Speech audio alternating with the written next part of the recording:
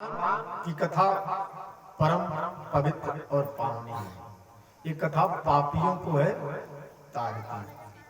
कल हम लोग कथा श्रवण किए कि भगवान की कथा, जो देवराज ज्वर से पीड़ित था, लेकिन उस पीड़ित अवस्था में उसने कथा सुना तो यमराज के घर गया, लेकिन भगवान शिव के दूतों ने यमराज के नगर से उसको छुड़ा करके शिवलोक में ले गए। फिर हम लोग अगली कथा सुने चंचुला और बिंदुक की। बिंदुक चंचुला दोनों पति पत्नी हैं, लेकिन अधर्म के मार्ग पर चले तो उनका परलोक बिगड़ गया। और बिंदुक तो चला गया नरक में, बहुत दिनों यातना भोगने के बाद बिंद पर्वत पे पिशाच हुआ। इसकी पत्नी चंचुला अपने घर वालों के साथ गई।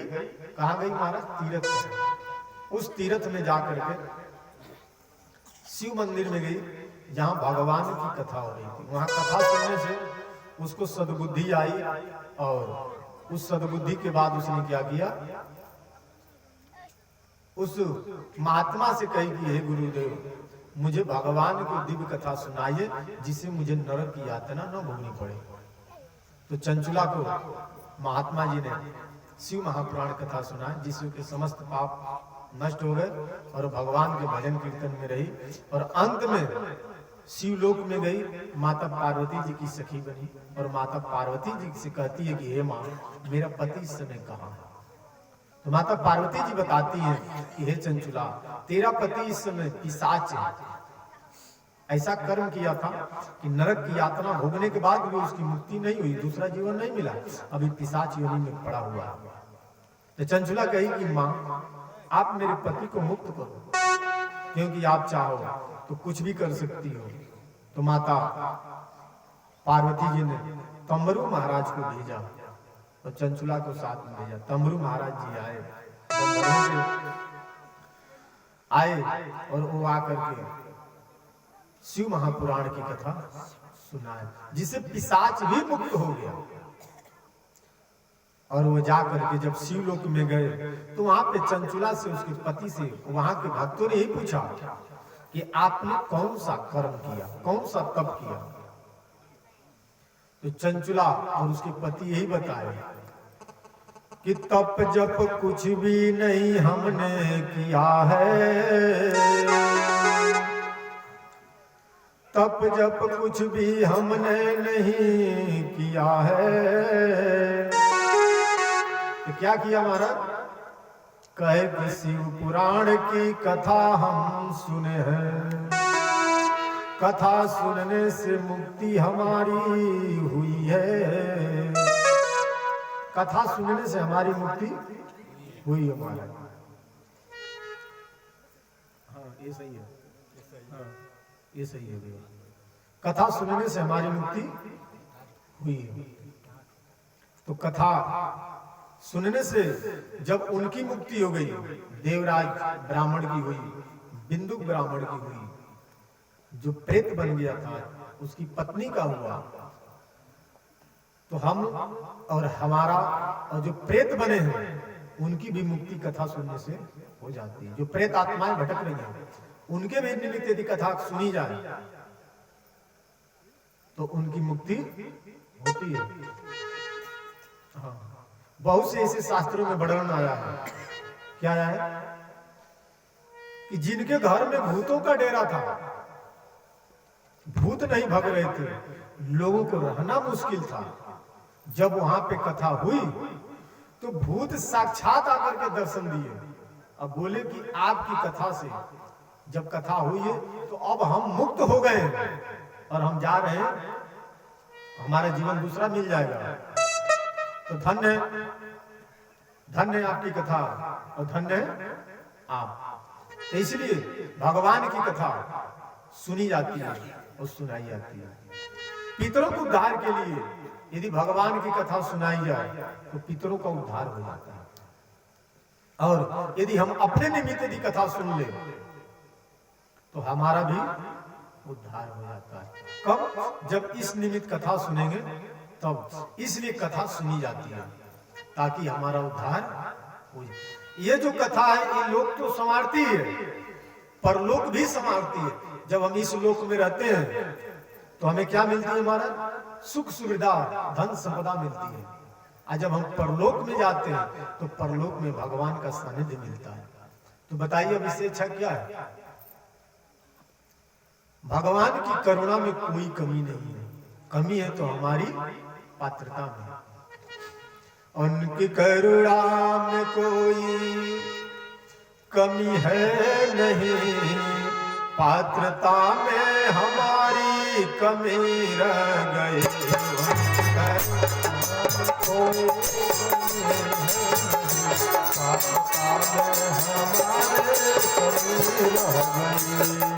करुणा में कोई कमी है नहीं, पात्रता में हमारे कमी रह गई। करुणा में कोई कमी है नहीं, पात्रता में हमारे कमी रह गई। पात्रता में कमी रह गई, क्यों रह गई महाराज? कि हमने भगवान को नहीं बुलाया, भगवान का भजन नहीं किया, भगवान का कीर्तन नहीं किया। तो कहते हैं ना कि दुख में सुमिरन सब करे, असुख में करे न को। सुख में सुमिरन करे तो दुख काहे को हो। दुख नहीं होगा तो क्या होगा महाराज? भगवान की जब कथा होगी तो भगवान का नाम है शिव शंकर। शिव शंकर भोले भाले, प्रभु डमरू वाले। शिव शंकर भोले भाले हैं, डमरू वाले हैं। जहाँ डमरू बज जाता है वहां के सारे भूत पिशाच भाग जाते हैं। हनुमान चालीसा में लिखा है, शिव जी हनुमान जी है तो हनुमान चालीसा में लिखा है, भूत पिशाच निकट नहीं आवे,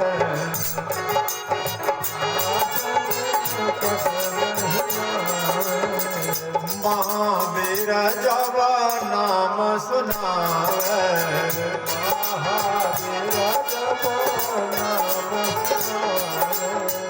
भूत पिशाच निकट नहीं आते महावीर का जब नाम सुनाते हैं तो। महाराज भगवान की कथा इतनी पवित्र है। एक है मलुक पीठाधीश्वर श्री राजेंद्र दास जी महाराज, वो कथा सुनाते हुए कह रहे थे कि एक बार मैं राजस्थान में कह रहे थे कि हमारे गुरुजी की कथा थी, लेकिन किसी कार्यवश उनके गुरुजी नहीं जा पाए।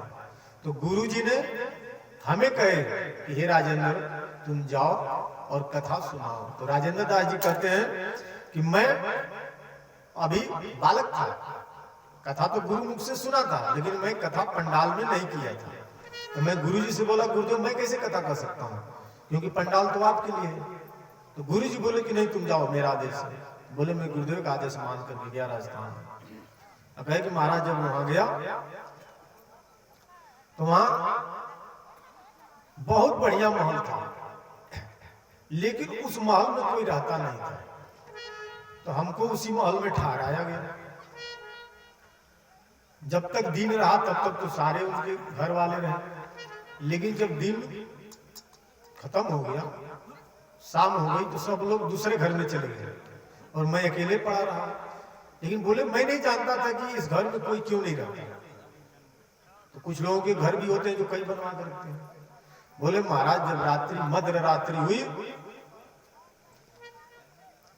तो 3-4 भूत निकले और आ गए। तो बोले हम तो डरने लगे। तो बोले कि हम आपका कुछ नहीं कर सकते। क्यों? बोले कि आप भगवान के भक्त हो और हम लोग भगवान के भक्त का बाल बांका नहीं कर सकते। हम उनका बिगाड़ते हैं जो भगवान के भक्त नहीं है। इसलिए इस घर में ये लोग टिक नहीं पाते हैं और हमको परेशान करके रखते हैं। तो बोले कि एक छोटा सा बालक था उनके साथ। तो मैं बोला कि ये कौन है? तो बोले उन्हीं का पुत्र, उसको भी हमने मार डाला और उसको अपने साथ मिला लिया। तो बोले कि तुम रहते कहाँ? बोले घर के नीचे जमीन के अंदर एक गड्ढा है थोड़ा सा, जगह, उसी जगह में हम लोग रहते हैं। फिर जब रात्रि होती है तो इस घर में रहने वाला सबको परेशान करते हैं। बोले तुम्हारी मुक्ति कब होगी? वो बोले कि मेरी मुक्ति जब होगी जब हम कथा सुनेंगे। तो बोले कि जब 7 दिन कथा हुई, आज जब 7 दिन कथा, जब बोले कि जब मैं सुबह जब जगा तो उनको सब घटना सुना। बोले कि हाँ, मेरे बालक को भी उन्होंने मार दिया था और हम इस घर में नहीं रुकते। तो बोले कि तुमने तो हमें बताया नहीं। अब फिर जब कथा हुई तो जब कथा वो सुने तो उनकी मुक्ति होगी। अब फिर उसी घर में सब लोग शांति से रहने लगे। कथा कितनी बड़ी महिमा है, क्योंकि जहां कथा हो जाती है वहां पूरे देवी देवता, तीर्थ, सारे उपनिषद, सारे ग्रंथ, भगवान साक्षात वहां विराजमान होते हैं। इसलिए कहते हैं कि प्यारे चलो भगवान शिव जी से प्रेत लगा, प्रेत लगा लो शिव शंकर से। किसे प्रेत लगाओ? शिव जी से।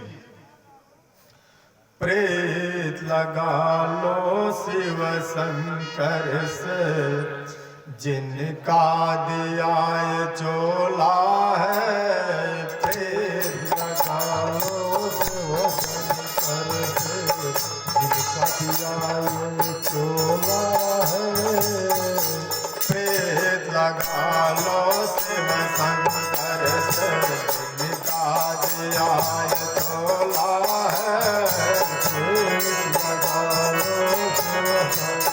से, जिनका दिया चोला है। भगवान क्या देंगे तुझको, देने वाला भोला है।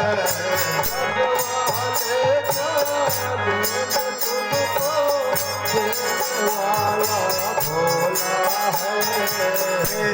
लगा लो शिव शंकर से, जिनका दिया चोला है। लगा लो शिव शंकर से, जिनका दिया चोला है। ताली ताली नहीं बज रही मार। जग की रीत यही है बंद, कोई हंसे कोई रोता है।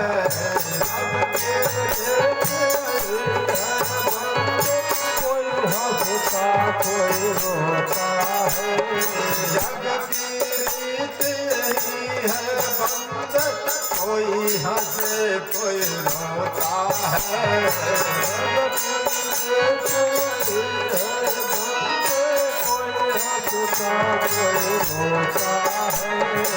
अपने मर्जी कुछ नहीं चलता, शिव चाहे वो होता है।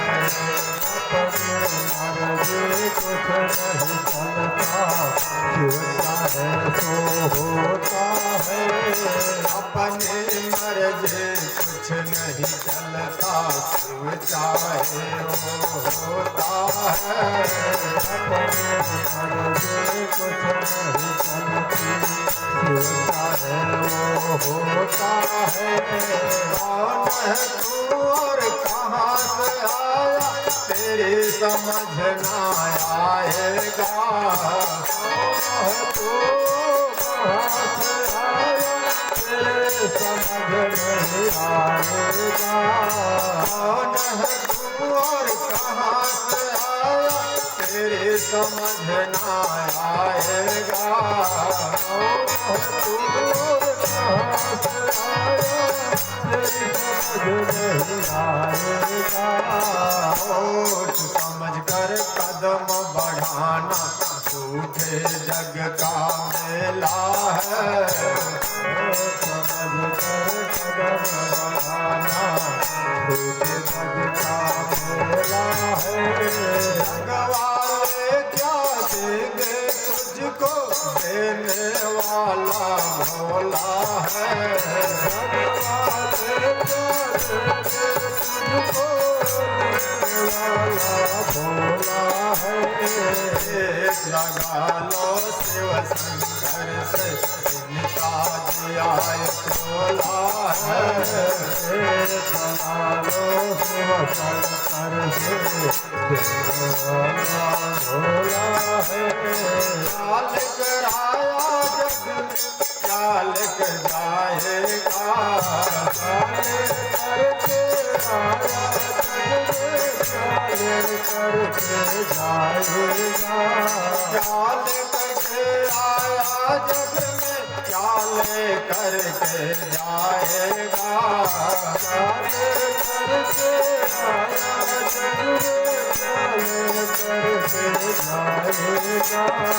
अपन पराया सब रोएंगे कर्म यही बस जाएगा, अपन पराया सब रोएंगे कर्म यही बस जाएगा, अपन पराया सब रोएंगे कर्म यही बस जाएगा, अपन पराया सब रोएंगे कर्म यही बस जाएगा।